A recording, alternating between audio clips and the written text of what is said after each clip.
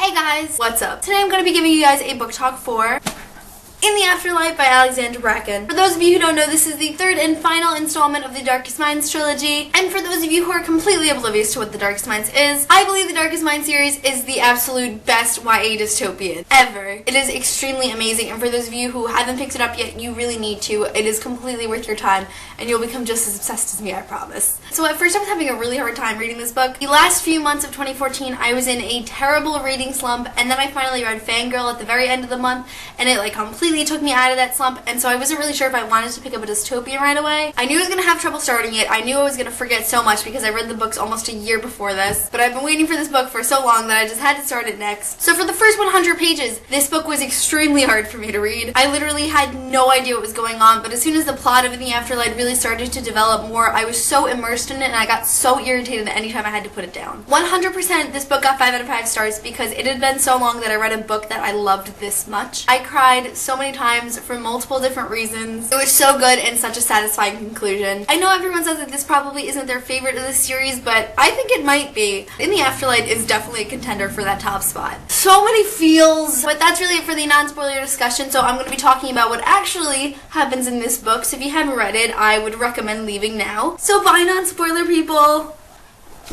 Okay, so I just wanted to start off by saying that I really loved Cole and Ruby's relationship in this book. Right off the bat, you can see that they were starting to have this kind of bond between the two of them. They had that whole heart-to-heart about their powers and their fears about their powers, and it was just so heartfelt. Oh my god. And they have the same goals, you know, they both want to find the cure and they both want to free the children from the camps. They just had this really strong bond throughout the whole novel, and I just loved it so much. I really don't remember anything from Never Fade, but I just know that I wasn't that big of a fan of Cole, but now I've got Cole fever. I'm obsessed with him. I love how Liam is just literally a wall of support through the whole novel. He's always backing up Ruby even when he doesn't want to, and I'm just this is the Liam Stewart I know and love. But another thing I really love is how vulnerable Veda is when she's talking about how Zoo is replacing Jude. That is not a side of Veda we get to see very often, and I feel like her character just really developed throughout this novel, and it was so good to see because I always thought she was such a minor character, and she became really one of the main characters in this book. And I loved it when Ruby just went up and hugged her. There was that line that's I wanted to risk a punch in the face from Veda and hug her, and she let me, and just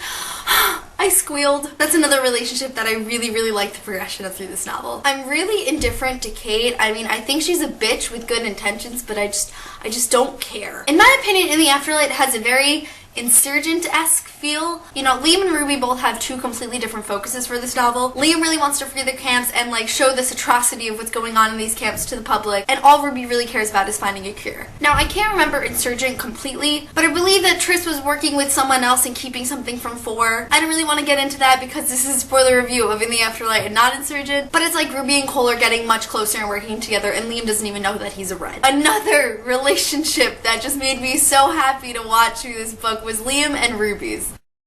Admits what none of the protagonists of any other YA novel can do, and that every kiss they share is just very intense and in this moment of passion, like a life or death situation. And then in this book they just make out in the pantry for an hour like normal teenagers. It was so good. It was so nice to have a dystopian where there's just this sense of normalcy. Normal horny teenagers can be normal horny teenagers and just eat each other's faces. It was great. The note killed me. This is the note that Liam carries around that has Ruby can take your memories. I'm keeping this note so that it won't happen again, but you still love her. And I really didn't expect Liam to do something like that. I mean, I can only imagine the impact of having your memories stolen. He always seemed so okay once he got them back, so naturally I thought he never thought it would happen again. And it also killed me because Ruby is just constantly thinking about it and thinking about how Liam just doesn't trust her, and that hurt me. Okay, now let's talk about Clancy Gray. I know everyone hates him, but God, do I love his character. He's kind of like a Sebastian to me. I hate how cruel he is to my protagonist, but I love how sadistic and evil he is. I'm literally just attracted to psychopaths, and that's all that is. But I really did enjoy him, especially in this book. He really brought a new perspective into the thought of a cure. He was saying it was just going to be another thing to control them and that the kids will never actually be equal. It was just really interesting, and throughout the whole novel we're just getting a lot of information on his viewpoints and motives, and I really feel like this was a good book if you liked Clancy. And I just really thought that it really opened up Clancy as a character. You mean you want to send an extraction team into a facility manned by hundreds of trained ex-soldiers who specialize in torture and terror. because you have a theory. I feel like this line sums up every female protagonist in YA literature ever written, because they're just always so impulsive and have these crazy plans that'll just never work. Going back to that sense of normalcy, that's something that I've really always loved about The Darkest Minds. When I at least think of a dystopian like this where a plague has affected like an entire country, I'd imagine it very apocalyptic, like all the houses are abandoned and all the stores have been raided and there's just emptiness everywhere. Darkest Minds isn't like that. I mean, they come across working cars every once in a while. Veda has the ability to dye her and Zoo's hair. FM radio works for entertainment purposes. It just feels very real, like this could happen to us tomorrow. And that sense of reality is very important to me concerning dystopians. I guess maybe when I'm reading this book, I'm just imagining it wrong because there are families that are pretty well off and it's not this whole barren wasteland or anything, but I just really enjoy how real these books feel. The last 200 pages of this book hit me like a truck of feels. Liam and Ruby fighting made me so sad. They're one of the only couples that have been in love just with each other from the beginning. Although they have had their issues, they always worked through them as a couple, and that's why I'm so attached to them together. To see them fighting like that is just so upsetting and unsettling to me. I cried like a baby when Zoo finally talked. If you didn't, I don't know what's wrong with you, because that was emotional. I was so damn proud of that little girl. Everything she had to say was just so raw and genuine. I really felt like I was in the interview room with all the other characters because of everything I was just feeling. Alright, we gotta talk about Chubs and Veda. Okay, it was really obvious that something was going on between them. They always had that third grade, I'm gonna tease you because I like your relationship. It was only a matter of time till something happened. I've been shipping them since Never Fade, and it finally went canon. Hallelujah. I love how these kids are running for their lives and they still have easy access to condoms and are even thinking about contraception. It's like, pull over darling, and while we're running from the skip tracer, let's stop at Rite Aid for a pack of rubbers. And then Liam and Ruby finally have sex. That was quite anticipated. I love how it was more than just a moment of passion because they're about to face death the next day, which is something again that happens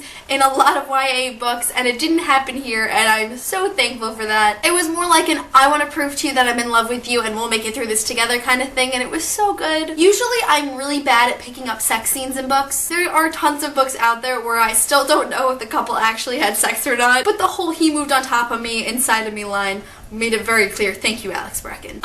So Cole dies as soon as I freaking get attached to him. Not fucking okay. I was very unprepared for this. The chapter ends with Stuart is dead, and at that moment, my break from work was over. Oh my god, that was the worst shift of my life. I was just freaking out the entire time because I couldn't figure out which Stuart it was yet. It was so unexpected. Like, I guess it just never occurred to me that anyone that I actually knew of in this book could die. Like in City of Heavenly Fire, I was expecting tons of death because Cassandra Clare released that at least 6 people were gonna die. So when someone actually died, someone I got so attached to in such a short amount of time, I was absolutely devastated. As soon as I got home, I sobbed violently into my pillow. It was quite pathetic, really. Reuniting with Sam never crossed my mind. I'd always wondered what happened to her, but it never ever crossed my mind that she would ever come back into the story. It was really like a nice connection to the rest of the books, so I'm very happy that it did actually happen. I think the time I cried the hardest during this book is when Ruby says, "It rained the day I came to Thurman, and it rained the day I left." Oh my god, I still get choked up when I think about it. I swear, Alexander Bracken just makes me cry at the littlest things, but I was just so happy for Ruby. I was so proud that she overcame this, and it was just so freaking emotional. The reason I love this ending so much is because it really shows how the country is starting to recover. With a dystopian like this, it's going to take months upon months and years to fully recover. One of the most common ways that an author shows this kind of development is through an epilogue a couple of years later. And Alexander Bracken managed to somehow sum up the first few steps to reconstructing America in like 10 pages. It was very well done. Something else I really loved about that ending is when they're having the conference about what to do now. They're talking about what they should do now that they have this cure developed and everything. First of all, the cure is optional, which is great. But they want to take the kids who refuse the cure and put them into camps, like little areas where they have to live away from society. So basically,